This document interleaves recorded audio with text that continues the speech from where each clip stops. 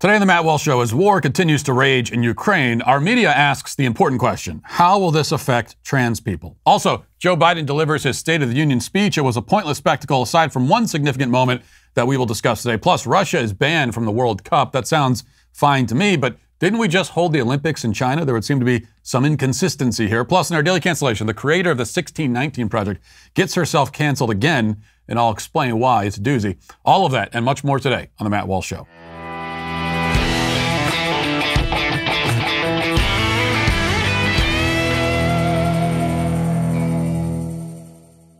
So what does our current out-of-control inflation look like? Looks like paying 47% more for fuel than a year ago. Looks like paying 41% more for the same used vehicle if you buy it this year instead of last. Looks like almost 10% more to feed your family. Looks like every dollar in your savings is worth less than it was a year ago. But you can hedge against the US dollar by investing in something with real value, gold and silver from Birch Gold. Precious metals have historically been a safe haven in times of inflation, and Birch Gold is the leader in converting IRAs and 401ks into tax-sheltered IRA backed by gold and silver. With thousands of satisfied customers and an A+ rating with the Better Business Bureau, Birch Gold can help you protect your savings. Text Walsh to 989898 to get a free info kit on gold. There's no obligation to get this info. Text Walsh to 989898 to get your free info kit now. So we're not going to begin the show today with an analysis of Joe Biden's State of the Union address, mostly because the State of the Union address was, as always, boring, pointless, and stupid.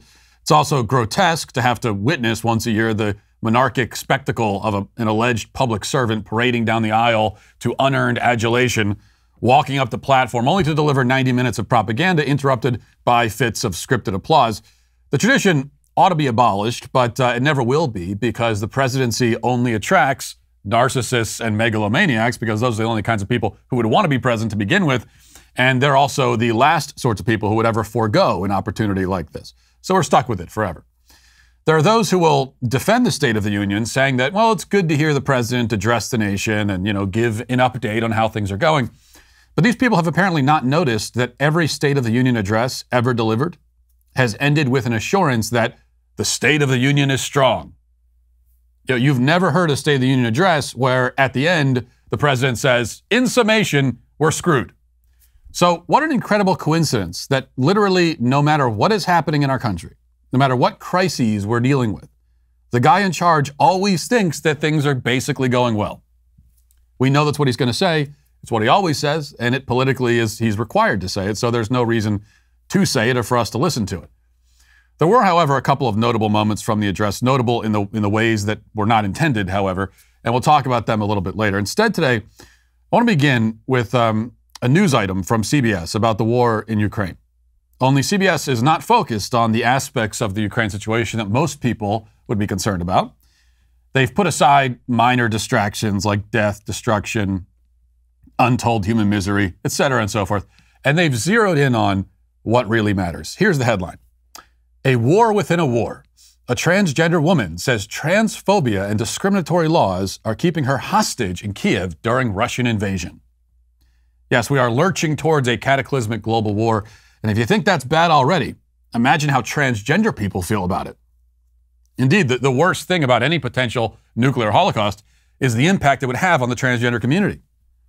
The CBS report is quite harrowing. It reveals how the conflict in Ukraine has led to a misgendering crisis. It's like a genocide, but with pronouns. Let's read some of the article. It says, Z. Famalu, that's the name that I'm sure I pronounced correctly, was born and raised in Crimea, an area of Ukraine that was invaded and taken over by Russia in 2014. Now the 31-year-old lives in Kiev, the capital city that has been under Russian siege for nearly a week. She's running out of food and hasn't left her house for days as gunfire erupts outside. And she says she can't leave.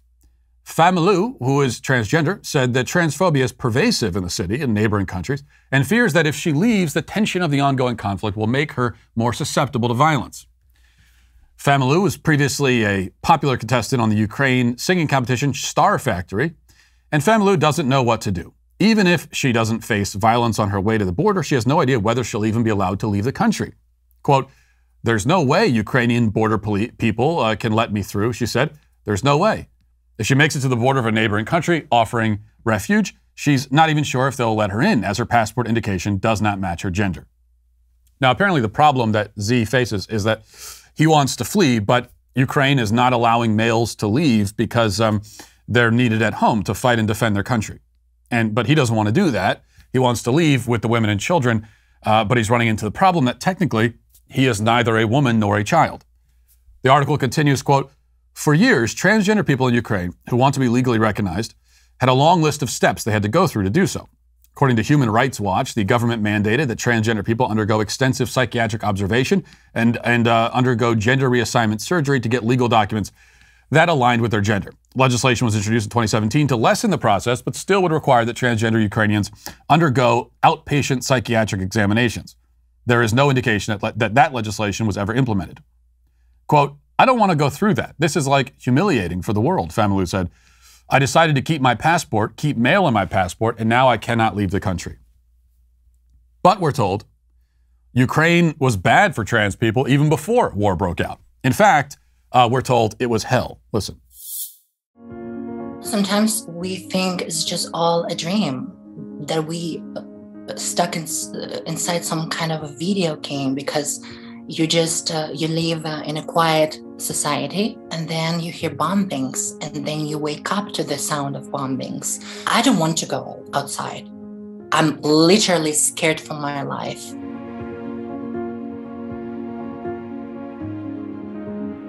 All my friends left the city. My neighbors left my floor, and I think my building.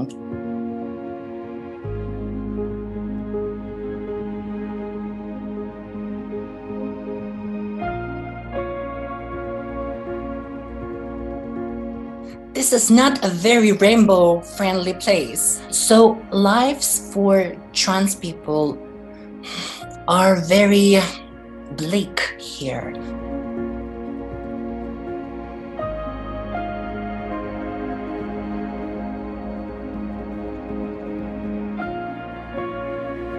If you have male gender in your passport, they will not let you go abroad. They will not let you through.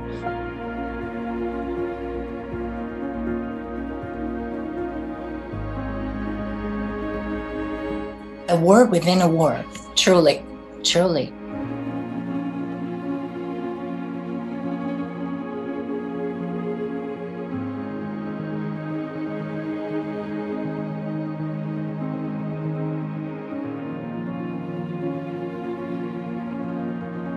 Every noise from outside is a warning sign. It was hell living as a trans person in Kiev, in Ukraine. We feel invisible, truly. Like we're not people, like we're not human. It's truly how we feel. You know, I wonder if a ship was sinking and women and children were allowed to evacuate first, and a man said he was a woman and tried to board one of the lifeboats out of turn, would we pity him when he's caught and not allowed to get on the lifeboat? Or would we condemn him as a coward? These days, I'm not so sure.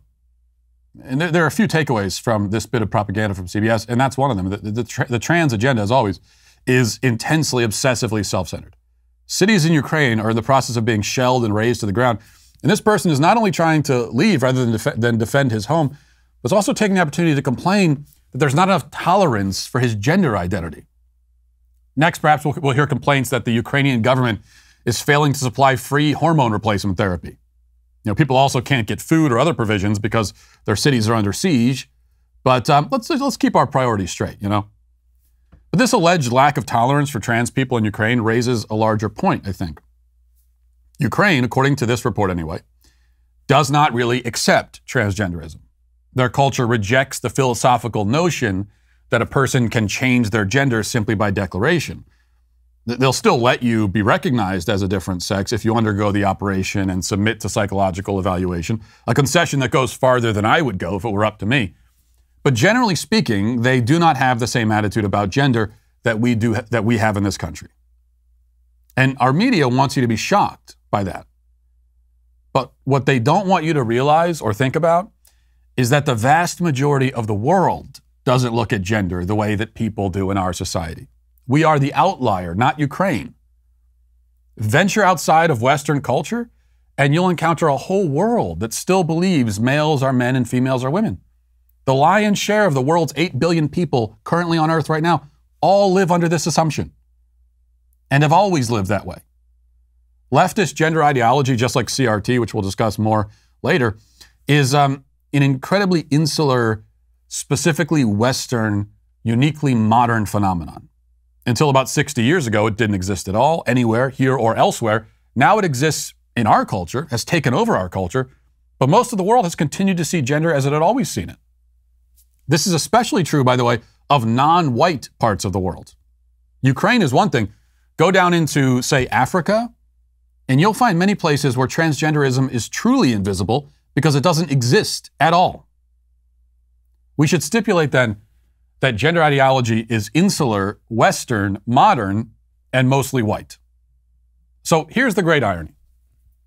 The left spends so much of its time militating against everything it perceives to be uniquely white and Western, and yet in reality, it is trying to spread those exact things across the world. Leftists in the West have been conducting their own invasion for many years, all across the world, attempting to export their half-baked and incoherent ideas to every corner of the globe into countries and regions that don't understand it, don't want it, don't need it. The CBS report is a call basically to extend that campaign into Ukraine. If the country survives the Russian invasion, it will now have to endure an invasion of a different sort, a philosophical one, a kind of ideological colonization, which will lead to a different kind of destruction, but nonetheless, very real. Now let's get to our 5 headlines.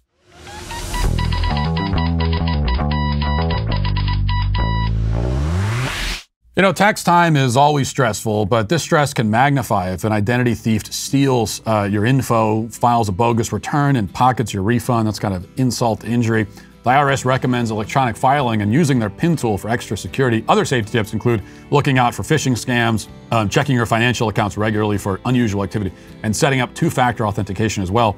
Every day, the point is, we put our information at risk on the internet. In an instant, a cyber criminal could steal what's yours, sometimes even harm your finances, your credit, your reputation.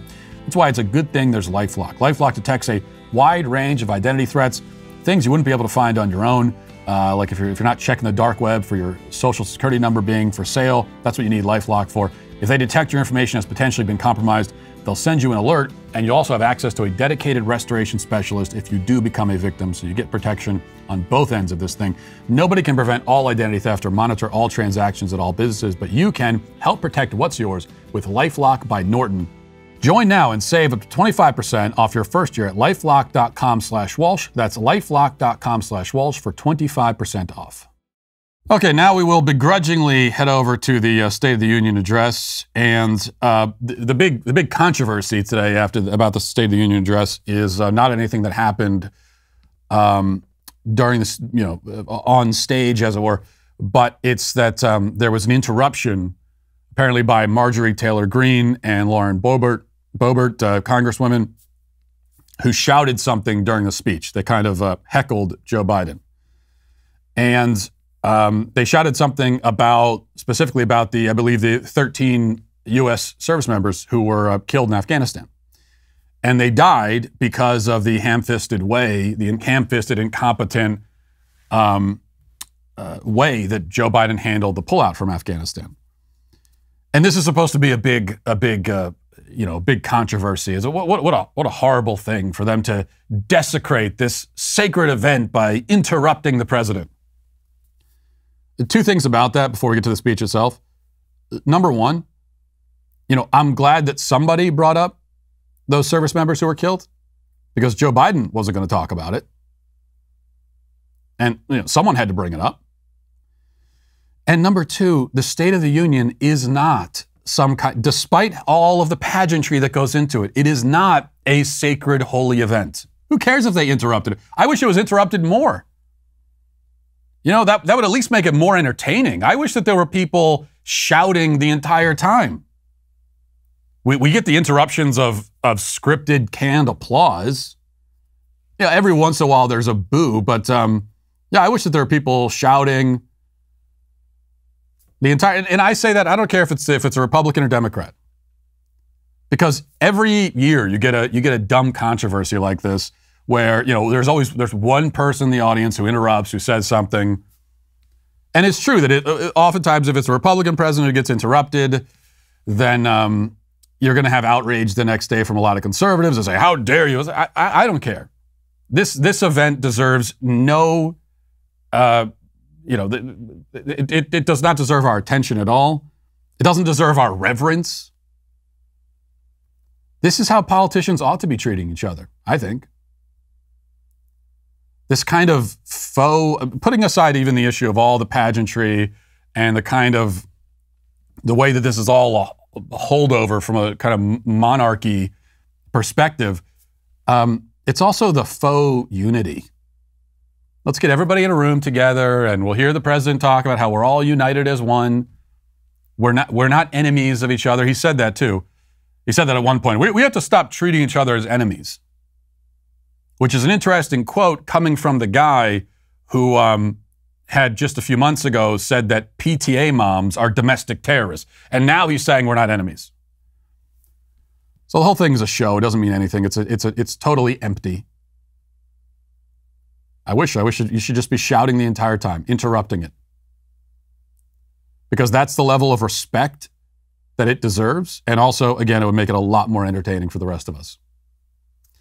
So we'll move on to this. There was one moment of real honesty, I thought, in the speech itself. And let's play clip 22. We are also ready with antiviral treatments. If you get COVID-19, the Pfizer pill reduces your chances of ending up in the hospital by 90%. I've ordered more pills than anyone in the world has. Pfizer is working overtime to get us 1 million pills this month and more than double that next month. I've ordered more pills than anyone in the world has. That I believe. He forgets to mention that they're mostly for him in his own medicine cabinet.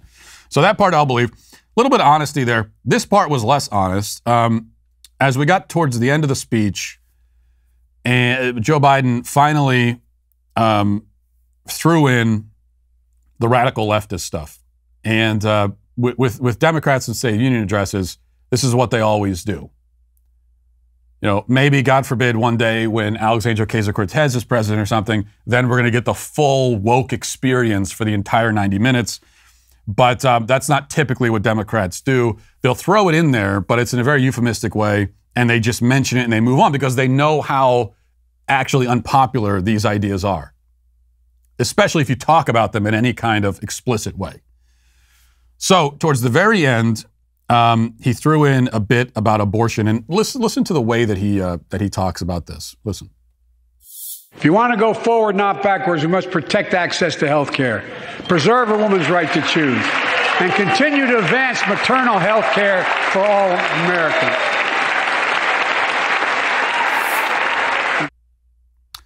Maternal health care for all Americans. Let's just stop and think about that for a minute. Now, a lot of euphemisms surrounding the abortion issue. Because, as I said, they can't talk about it honestly. They can't talk about it explicitly. They can't say what it really is, which is that you are destroying a life. And that's not my opinion or my perspective. There's nothing subjective about that. That is what you are doing. That's why the women go and pay $400 to the abortionist. That's what the procedure is for, is to end a life. Because if there was no life to end, then you wouldn't need the abortion. And it is violent, and it is bloody, and it is painful for everybody involved, especially the child who's being killed. Because, of course, in the abortion, we don't recognize the child as being a human being, so there's not even going to be any steps taken to make sure that the execution is painless for the child. Because if you take any of those kinds of steps, then you're acknowledging that there's a life there, that there's a person, and you can't do that. So it is brutal and painful and awful, and barbaric. So they're always covering in euphemisms, and we hear a lot about the reproductive rights. This is about reproductive rights, reproductive health. As I always say about that, this has nothing to do with reproductive rights or reproductive health, because abortion does not stop reproduction. Abortion kills the child after the child has already been produced. So it's too late now to talk about reproduction. That's already happened. the reproductive act, the moment of reproduction, is at conception. You're not going to find any doctor or scientist who will tell you that birth is reproduction. So that's usually what you hear, but now Joe Biden calls it maternal health care, which is just perverse and grisly. I mean, this is pretty grim stuff. Maternal health care? Because you're acknowledging that the woman is a mother. You're acknowledging that the child exists and that she's the mother, and this is a maternal health care procedure. So in a way, that is a little bit more honest, actually, because at least you're acknowledging that this woman is a mother. And when she gets the abortion, she's not going to, this isn't, you're not turning back the clock. You're not reversing anything. You're killing the child. Now she's the mother of a dead child. So in a way, I guess I would prefer, now that I think about it, I'd prefer for them to use that euphemism of maternal health care than to call it reproductive rights. Because now at least you're, even if you don't mean to, you're admitting that abortion is not a healthcare decision. It's not a medical decision. It's really a parenting decision. You're making a decision as a parent to kill your child. And then there was, I think, this was probably the biggest moment of the speech, a moment of defeat. This is the moment, and it's really pretty incredible when you keep in mind what's happened over the last 2 years. This is the moment when the defund the police movement officially died. Listen. We should all agree the answer is not to defund the police. It's to fund the police. Fund them. Fund them.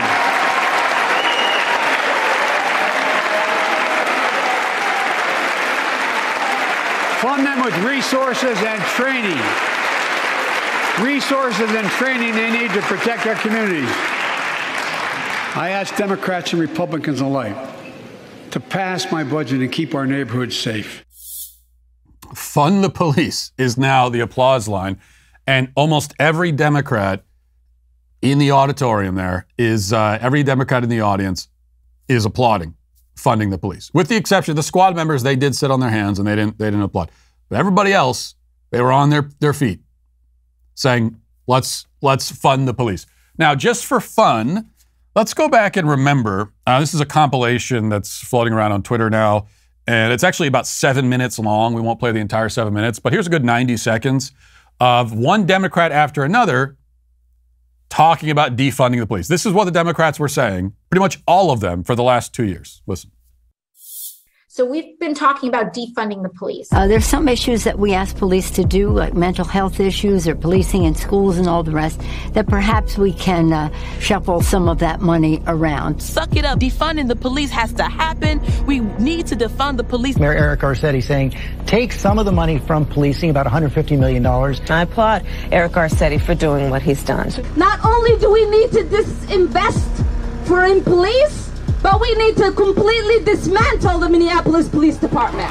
So yes, defund your butts. Defund you. Yes, I support the reallocation of resources from NYPD. We will be moving funding from the NYPD to youth initiatives and social services. They are talking about reducing the allocation of resources to that department. And I think every single city in this country ought to be thinking about the same thing. Yes, I support the defund movement. I'm for responsible reallocation of resources. And defund the police. I think you do all those other things, you don't need all the money that's going in the police department. So yeah, I mean, the spirit of it, I do support that. Yeah, and a lot of us were asked if we could imagine a future without police back in 2017 when we were running for office.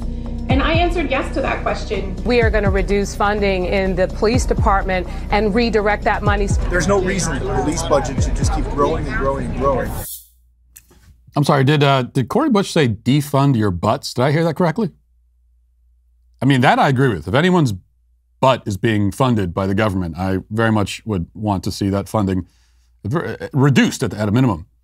But that's the Democrats. And those are, again, that goes on for 7 minutes. And that is not just the squad. I mean, the squad might be at the forefront of it. They're the ones leading this movement. And the rest of the Democrat Party, the establishment of the Democrat Party, filed in behind them and let them lead.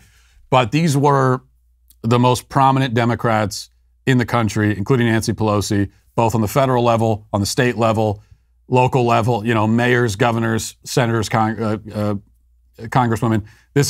They were all saying, defund the police. And what do you know? It was a total disaster. Because it's not just that they tried to actually defund the police for the last 2 years. They really did it.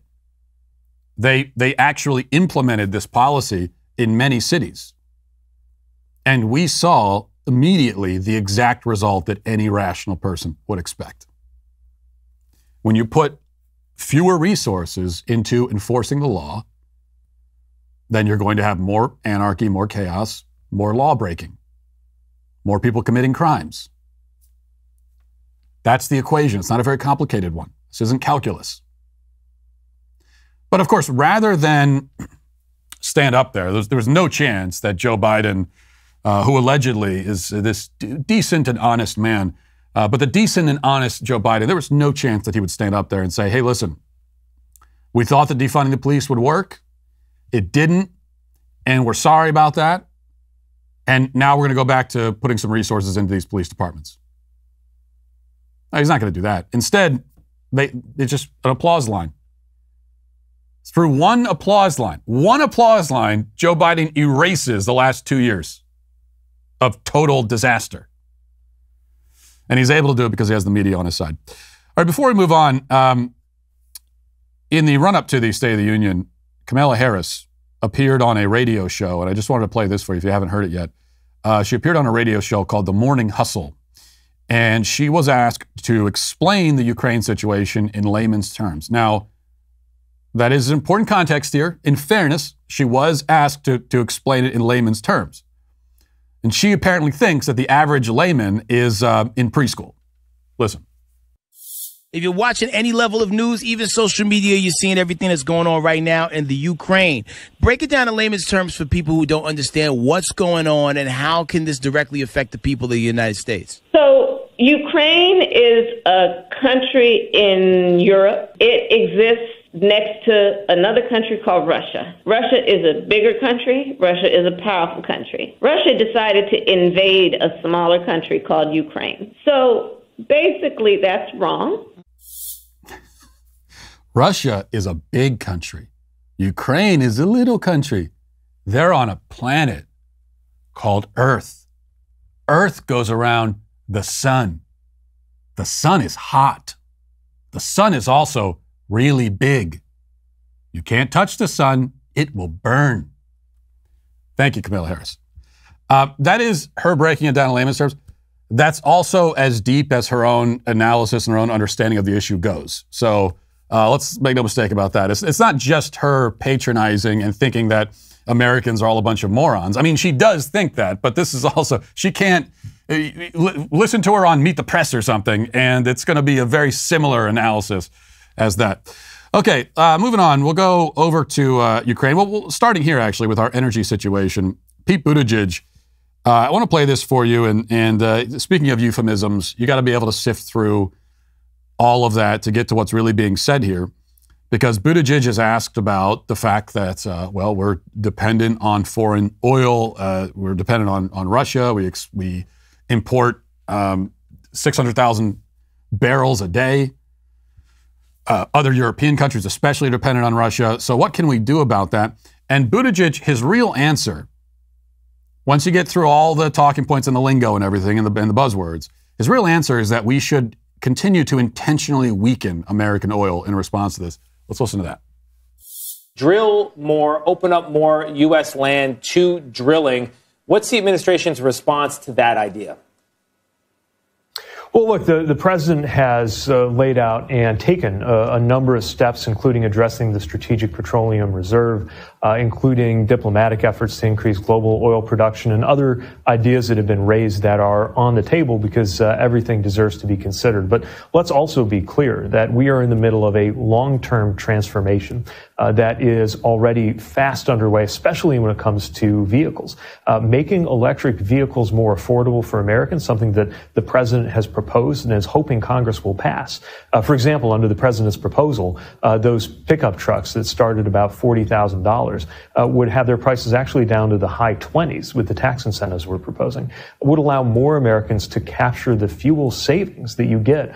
We don't know from year to year what will happen in the ups and downs of the global oil markets, but we do know that you are better off financially and less subject to maintenance and repair issues if you own one of these vehicles. We want them to be American-made electric vehicles, creating American jobs on American soil. And that's going to continue to be a policy priority for this department and administration, even as we're acting to provide more short-term relief. Okay. All right. It's probably more of that than we needed. On second thought, because there's really only one word that you need to hear, putting everything else aside, peel all that away, the only word that matters there is the word transformation. And that's what you always have to look out for. Is he's saying, well, this is a transformation. And this is what the left always does, Democrats always do. They're always looking for a moment of crisis in order to use it to help transform America. And that's always their mission.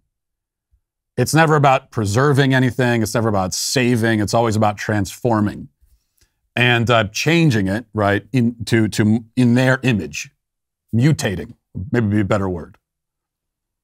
And so that's really his answer, is that this is our opportunity to transform energy, which in other words means to make American oil weaker, to destroy the industry, and again, reshape society in their image. Now let's go to this from Yahoo. It says, Russia will be barred from the 2022 Men's World Cup and other international sports competitions after FIFA and the International Olympic Committee levied extraordinary sanctions in response to Russia's invasion of Ukraine. FIFA, soccer's global governing body, and UEFA, the sports European governing body, announced Monday that they have banned all Russian national teams and clubs from all competitions until further notice. The suspension will likely remove Russia from March's World Cup qualifying playoffs and end its hopes of earning a berth at the most prestigious tournament in the international sport. Now, if you want to ban Russia from the World Cup, fine with me. Where it works for me, sounds good. In fact, you could go even farther than that, and how about ban all countries from the World Cup and ban everybody from soccer and just get rid of soccer entirely? I think that's probably the best thing that we could possibly do. But if you're not going to do that, you want to ban Russia, great. I'm all for it. But I can't help but notice that this is happening only, 2 weeks after the conclusion of the Olympics? The Olympics, which were held in China? China, which is a country that is certainly not only guilty of its own rampant human rights abuses, but also there's the little detail about the fact that China created, it seems, and unleashed a virus on the world that killed 5 million people. And so after China has unleashed a virus onto the globe, infected the globe with a virus that killed 5 million people, it not only was allowed to attend the Olympics, but it hosted the Olympics. And every other country showed up. And we all played games together and had fun. Oh, but there was a diplomatic boycott. So some of the American diplomats, they didn't show up.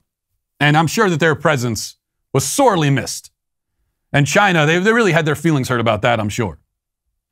But we still showed up there. So once again, we're getting tough with Russia when it comes to some of these things anyway. Still not all that tough because we're still importing all the oil. We're going to dump the vodka down the drain, but still import the oil. But in spite of that, when it comes to China, still hosting the Olympics, we went to the Olympics, and there was almost no discussion about it. That's what blew my mind the entire time. There was some discussion about the human rights issue, which is good. There was at least discussion about the fact that China commits all these human rights abuses. But that to me was like the less relevant point compared to the fact that they created this virus in a laboratory and let it go into the world and killed 5 million people. And that detail, when it comes to the Olympics, wasn't even talked about. Just absolute hypocrisy and moral inconsistency. All right, let's go to this. This is a local news report in Seattle. We go from China, Russia, Ukraine. Let's go back to the United States, where there are some things happening here that I think deserve our attention. A local news reporter in Seattle took a drive downtown over the weekend to show what a typical evening in Seattle looks like. Do we have that? Okay, this is Seattle. And this is not the set of a zombie apocalypse film. This is not The Walking Dead. This is actually an American city. And you just see trash, garbage littered everywhere, people using drugs in the middle of the street, people hunched over like zombies under the influence of drugs. Look at that. I mean, this is what American cities look like right now. This is not just, that's one street in one city. That is one street in one city. But many streets in many cities look exactly like this, if not worse. This is what is happening in America. What you're watching is the full-scale collapse of American cities and American civilization as well. So at a certain point, maybe we should have some concern about that. Maybe we should start talking about that. Maybe we should actually try to fix that. You know, I was watching the State of the Union last night, and I saw all these lawmakers, both Republicans and Democrats, were carrying Ukrainian flags. And some of them were decked out, you know, it's like they were at a soccer match or something, and they were decked out, and even more than that. There was like, I think I saw some people with face paint or something, and just, they had the pins and everything for Ukraine, showing their support for Ukraine. Which, all right. But you just don't see that kind of concern and patriotism for our own country. Just like our politicians are very, very concerned about the borders of Ukraine, protecting the borders of Ukraine. Those same politicians have basically no concern at all for our own borders. This is one of the reasons why we can't get sucked into conflicts across the globe. There are a lot of reasons. One of them is that it will result in thousands, if not millions, of American deaths. But the other is we just can't afford it in any way. We are not in a position, unfortunately, to go solve the world's problems. I wish that we were. I wish that that was possible. I wish that we were doing so well that we could afford to do that. But we're not. Because what you just saw, that's what our cities look like right now. They're collapsing. And we think we can fix the whole world? We can't even fix Seattle. Maybe that's where our focus should be. All right, before we get to the comment section, I wanted to read this. This is from Gulf News. It says, His Highness Sheikh Mohammed bin Rashid Al Maktoum, Vice President, Prime Minister of the UAE and ruler of Dubai, on Tuesday, inaugurated the Museum of the Future, which is being called the most beautiful building on earth. Dubai's new iconic landmark officially opened its doors to the world with a new message of hope for all mankind. Now, this is being hailed, at least in Dubai, as the most beautiful building on earth. Let's take a look at this. There it is. That's the most beautiful building in the world. It looks like a giant misshapen donut. Or maybe like a very large piece of playground equipment. My kids would love to climb that thing. I think that's one thing I can say for it. But is this the most beautiful building in the world? If we're talking about modern buildings, like buildings that have been built in the last 20 or 30 years, then it's in the running only because modern buildings are almost always hideous.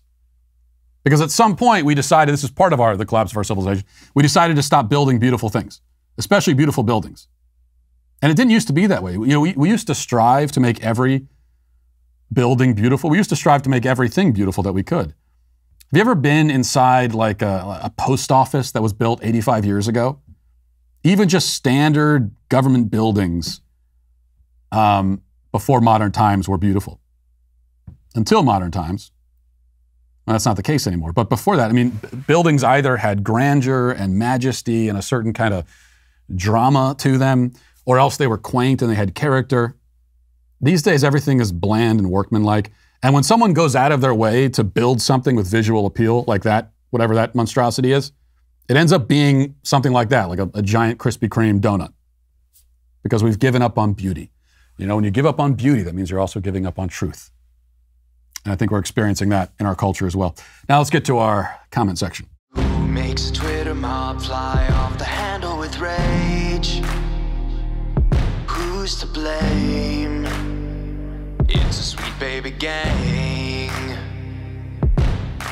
Okay, I have to mention this to give some credit to a member of the Sweet Baby Gang. You know, I mentioned on the show a couple days ago how I am not the most talented athlete, but I am at least very good at beating my kids in basketball. Like I probably can't measure up against anybody else, but when it comes to squaring off against my 8-year-old kids, I'm a champion. And I think we have that clip just to remind ourselves of that. Let's play that. You know, I'll go outside to my driveway and I'll play basketball against my kids, but I can't derive any real meaning out of the fact that I win. And I do always win because I never let them win. No one's going to give me a trophy for being undefeated against 8-year-olds in one-on-one basketball.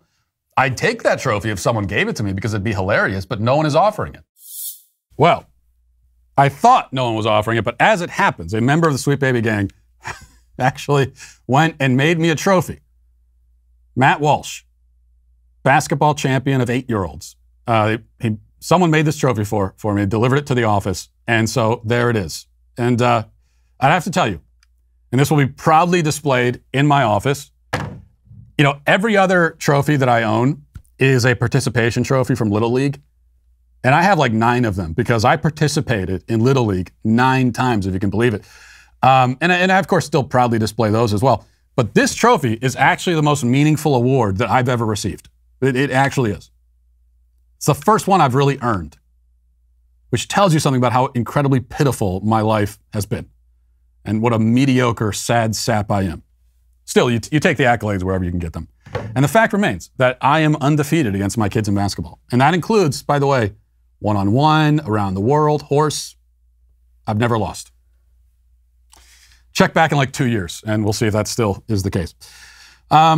Let's see. Austin says, of both of Matt's talents, both, his best by far is his commitment to mispronouncing names of people he doesn't respect. Well, thank you. Thank you for noticing. That is, well, that's my talent, and my other one is defeating 8-year-olds in basketball. So I need a trophy for that as well. Commenter McCommentface says, Zelensky is the new Andrew Cuomo for March 2020. A bunch of resistance wine moms cheering for nuclear annihilation because Zelensky is cute and they hate Trump. Supposed Putin lover. So stupid. Yeah, you know, here's the thing with the reaction to Zelensky. Zelensky is defending his homeland, as he should.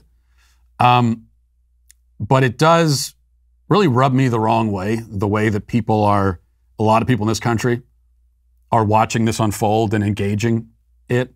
It's like they think they're watching an actual movie. They think it's a reality show. I just saw some New York Post article about, and it said that fans have been debating which Hollywood actor should play Zelensky when they make a movie about him. Fans. Fans of what? A war? War has fans now? So that's what I find so disgusting and inappropriate. And also, look, Zelensky, I mean, he's been out there trying to push the rest of the world, the Western world, to get involved on his behalf, on the behalf of Ukraine. He wants the no-fly zone. I mean, yesterday he sent out a tweet where he was comparing it to, he was evoking the Holocaust and said that, hey, Western countries, you said never again, but where are you now? And once again, I understand why he would do that. I mean, if I was in his position, I would do the same thing. I would be trying to get the rest of the world to come help because I care about protecting my own country. But he's thinking about Ukraine. He cares about Ukraine, not America. And if it were up to him, we would get sucked into this thing, even if it results in thousands or millions of American deaths. And that's another reason for us to keep our head on straight when we're watching this and we're analyzing it. Not to get swept up in emotion, get caught up in war fever, start looking at this like it's a movie or something. Because the rest of the people involved in this, they have their own interests, as they should. Okay? And that's what they're concerned about. People in Ukraine, they're concerned about Ukraine, which is why we in America, we need to keep our interests in mind also. Because nobody else is going to.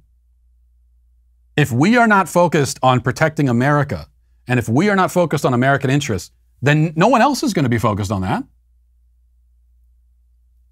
If that's not our first priority, it won't be anybody's first priority. And this is the kind of thing you don't need to say. It's the kind of discussion that probably doesn't happen in most other countries across the globe. You wouldn't need to actually say that, hey, we should prioritize our own country first. You wouldn't need to say, because it's just obvious. Well, of course we're going to do that.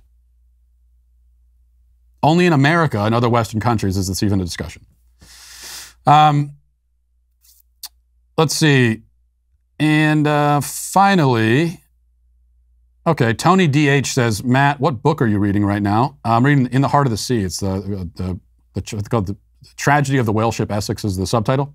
It's actually the story that Moby Dick was based on, or at least that Melville was inspired by. And it's about a whaling ship in 1820 that leaves Nantucket, and it sails all the way down around South America and ends up in the Pacific, and it's killing whales the whole time.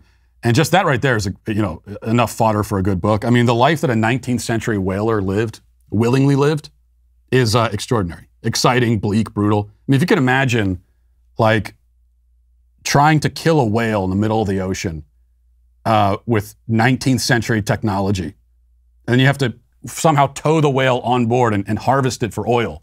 Just everything that went into that. And then anyway, eventually when they're out in the ocean, they get attacked by a whale. They're stranded out in the ocean. They have to survive over thousands of miles. It's a great book, and I would really recommend it. In case you haven't noticed, the Daily Wire does not stop growing. And our latest show, Crane & Company, is just more evidence to back that up. Crane & Company is a daily sports show hosted by former athletes and coaches Jake Crane, Blaine Crane, and David Cohn. And they're joining forces with the Daily Wire to bring you all the sports you love with none of the woke nonsense attached. When you tune into Crane & Company, you'll be getting in-depth sports analysis, informative interviews, predictions and wagers, and constant live chat engagement with fans. Tune in live today at 3 p.m. Eastern and every weekday at dailywire.com or on YouTube. You can also listen as a podcast on Apple Podcasts or your platform of choice. And make sure to subscribe and give the show 5 stars if you like what you hear as well. Also, got to let you know that, look, no book is too controversial for the Daily Wire. That's why we started our own publishing wing called DW Books. And we're excited to be publishing 12 Seconds in the Dark by Sergeant Mattingly. It's the true story of what really happened the night of the tragic Breonna Taylor shooting. Mattingly, a 20-year police veteran, takes readers inside his department's response and debunks the lies that have recklessly been shared with the public. Check out the trailer here. It was very chaotic. It was very quick. Instantly, I knew I was shot. Breonna Taylor, she was caught in the crossfire of those bullets. As soon as your brain's registering, it's already over. The media got so many things wrong in this case, saying we had the wrong apartment, her name wasn't on the warrant, she was shot and killed in her sleep in her bed. These are lies. This is not true, and all the while you're hearing all these outside influences from athletes and Oprah and Ellen DeGeneres and Kamala Harris and Joe Biden, all those people coming and attacking you, putting your name on their account saying he should be in prison, all these things that they have no idea what they're talking about. But they have such influence. The more we attack police for doing their job, the less good qualified police you're going to have. When you read 12 Seconds in the Dark, you will find out the truth of what really happened the night of the Breonna Taylor raid.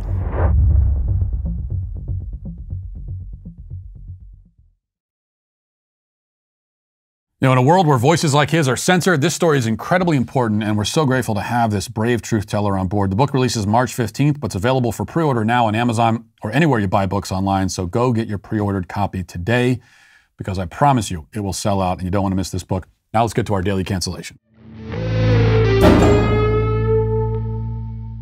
So this has been in my cancel pile for a few days. I almost let it go because time had passed, but I can't, because there are things in life which are destined for the daily cancellation. This is one of them.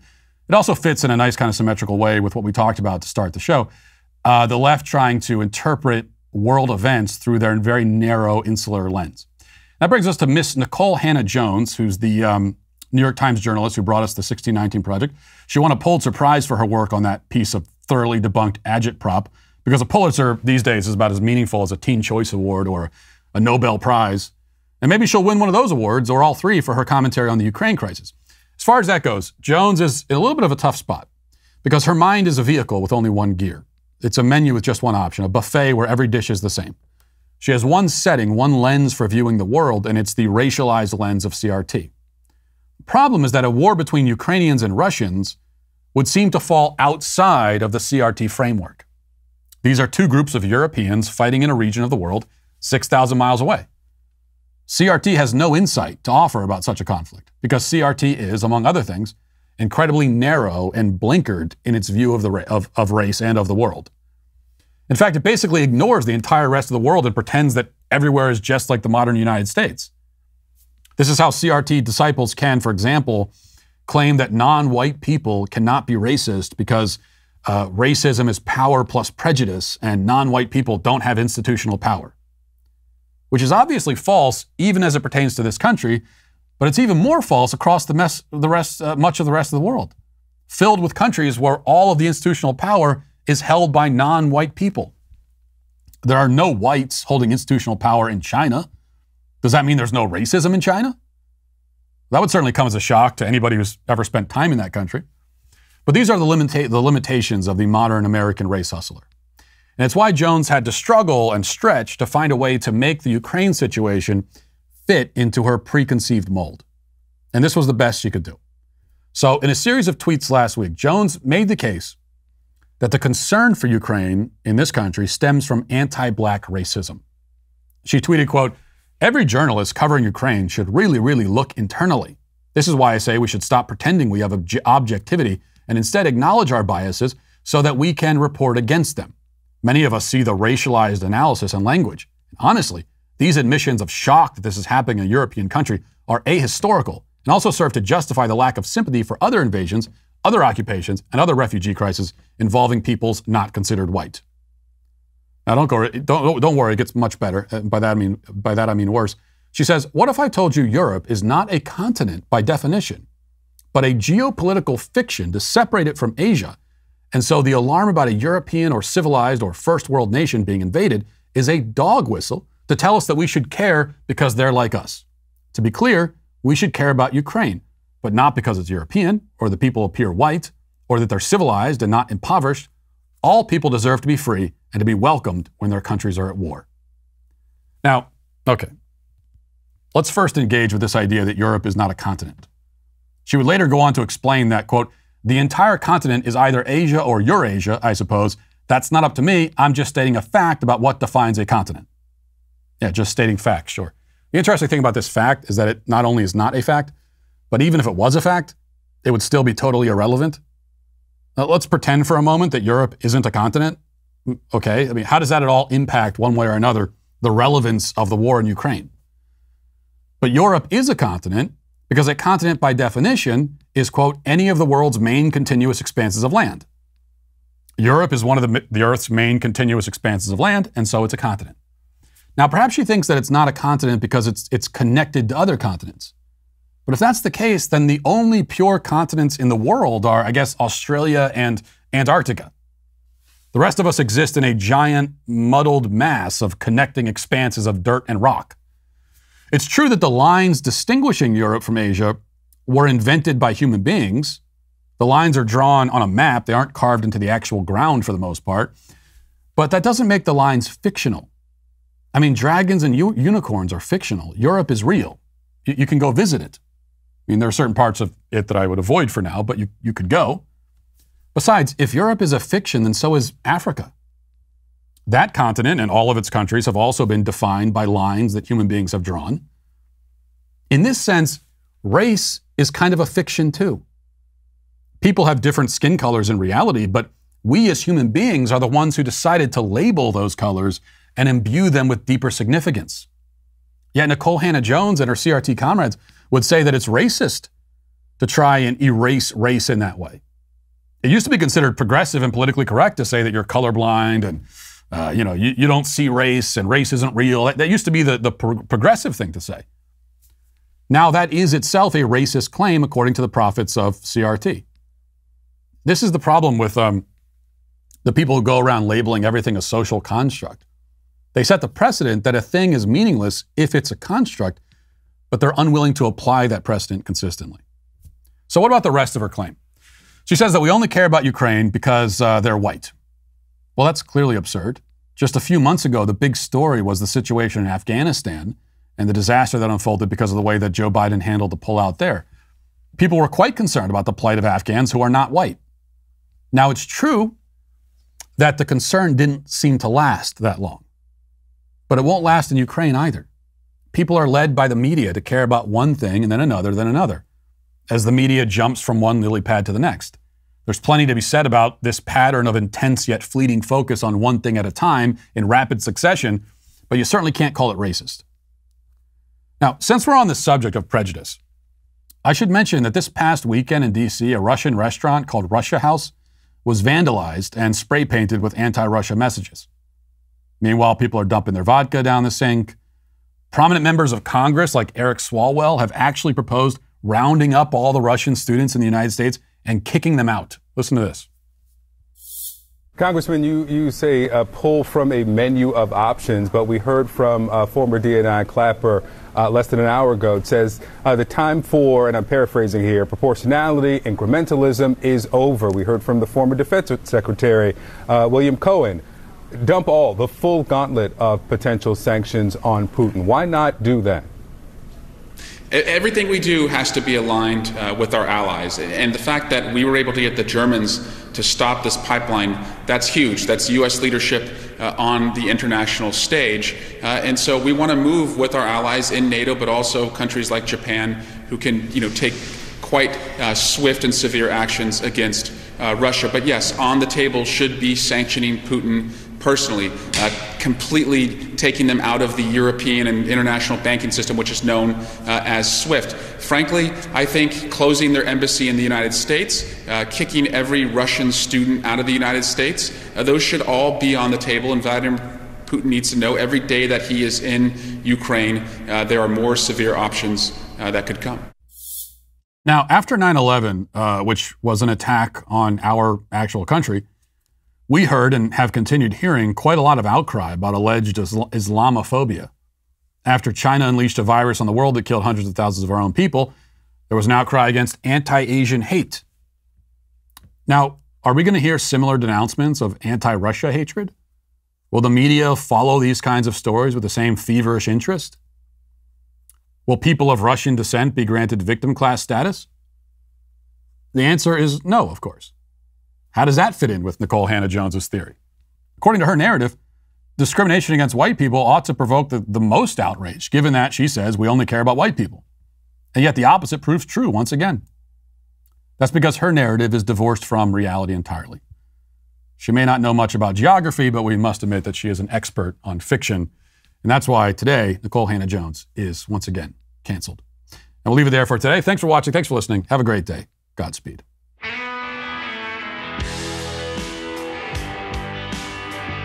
The Matt Walsh Show is produced by Sean Hampton, executive producer Jeremy Boring. Our supervising producer is Mathis Glover. Our technical director is Austin Stevens. Production manager Pavel Vodowski. Our associate producer is McKenna Waters. The show is edited by Robbie Dantzler. Our audio is mixed by Mike Coromina. And hair and makeup is done by Cherokee Hart. The Matt Walsh Show is a Daily Wire production. Copyright Daily Wire 2022. Today on The Ben Shapiro Show, a barely conscious Joe Biden gives a completely disconnected and discombobulated State of the Union address. We will go through every excruciating detail. Give it a listen.